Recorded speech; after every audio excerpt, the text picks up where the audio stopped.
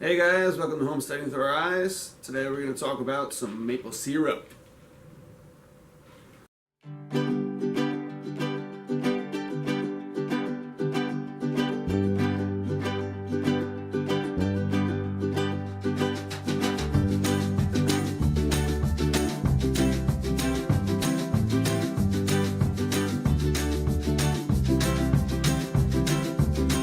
Originally we were not going to do any maple syrup this year, but I figured since we had the wood stove running anyway, why not have a pot on it when it's running, when we're not using the top of it, that has sap in it, so we can get some maple syrup from our trees.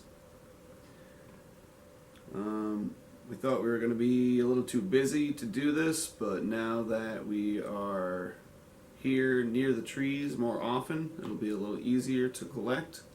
And as I said, the burning process won't be too bad if we keep up with it and don't collect for a couple weeks or a week or two and then try to boil it all at once on a big fire. We'll just maybe put up a few buckets here and there and collect daily and try to keep up with it on the wood stove. So luckily, when I looked back through all of our old stuff, the hoses, spiles, the tops to the buckets, pre-drilled already. I thought I was going to have to do that. I forgot that we had tops still.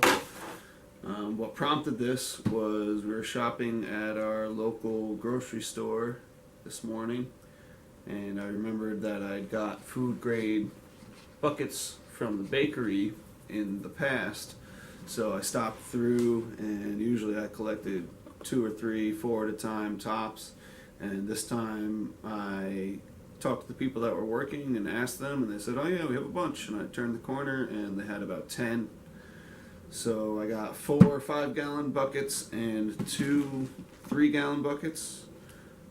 As I said, food grade for free, so it's kind of nice to have that. Check any local place that does bulk food, and they probably have the same 5-gallon food grade buckets to get rid of. All I did there, they were actually washed pretty well when I picked them up, but I washed them even better when I got them home, and now they're food grade and ready to go and ready to collect maple syrup or be used otherwise. So what you want to do for tapping is get spiles first off. You don't necessarily need the hoses, but I like the convenience, and it doesn't cost much for hose. You can get 50 feet for a couple bucks. And a drill bit. These will usually be beveled, and a drill bit that will fit your spile. So do a test run. I did a test run on a piece of wood with this bit and then fit this to it, and this one worked, so I'm going to use that. You can do the same and test run yours. Bit, drill gun, spile, tubes, buckets, tops. Gets a little buggy if you don't use tops. You could always strain it, not a big deal. I think we ended up doing that our first year. And what you want to do is take your drill and go from about 3 to 4 to 5 feet up the tree and go at about a 45-degree angle and pretty much the depth of your spile, maybe a little bit more to allow for more sap buildup behind the flow to get it moving. So stay tuned and I'll show you a close-up example on how to do that.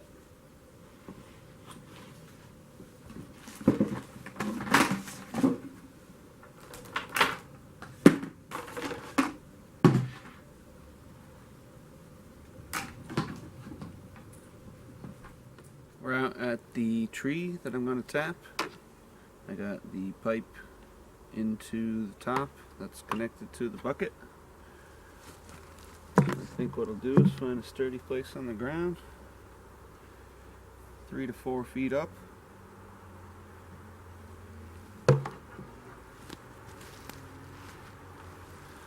We also want to tap the side of the tree that's facing the sun. Apparently you'll get a little more flow. 45-degree angle.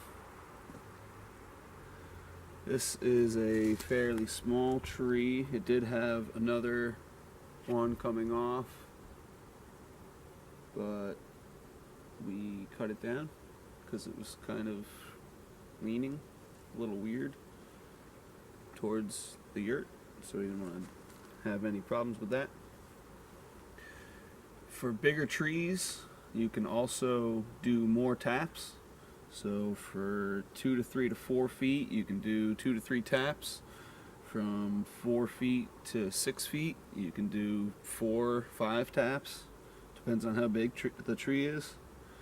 If it will give you enough sap, then go ahead and tap it.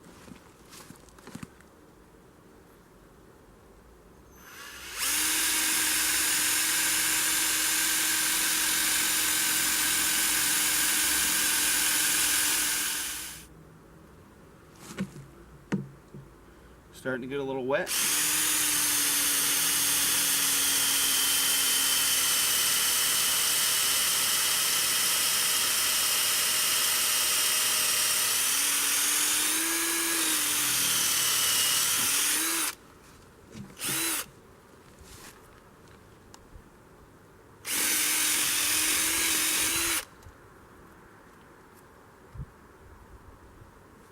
It's not the brightest of days today, so it might not be running too much right now, but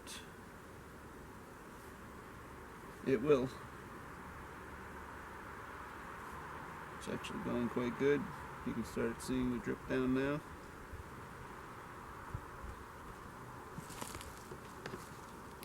There's like no sun today, so it's probably barely flowing. The next sunny day, this thing will be leaking like a faucet.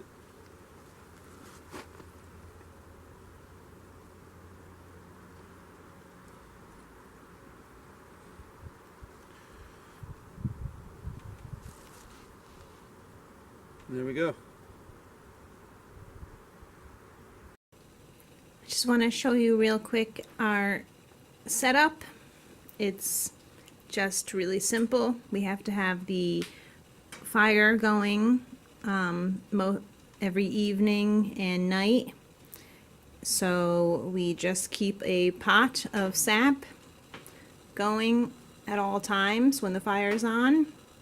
And it's very simple this way. It's really clean this way. It's really not the most efficient way to do maple syruping, but we're not looking to get a lot. We're just looking to just get some free extra, a little bit of maple syrup here without having to do too much work. This has worked well. We started collecting on Friday. Today is Monday, and this is how much we got so far, which isn't a lot, but for the little amount of work that we actually did, just keep this bucket, this pot filled, and making sure it doesn't get too low. We're happy with this. This is maple sap, maple syrup. Right now we have some birch sap on, and we've never tried birch sap before, that birch syrup, so we're very excited to see what that's going to turn out like. So this is one simple way you could do it if you do have a heat source going, where you could just keep your sap on it and not have to do any extra work or burn any extra wood or energy. So thanks for watching. Have a nice day. If you have any questions or comments, please feel free to share. And feel free to subscribe and like and take a look at our other videos. And have a nice day. Peace.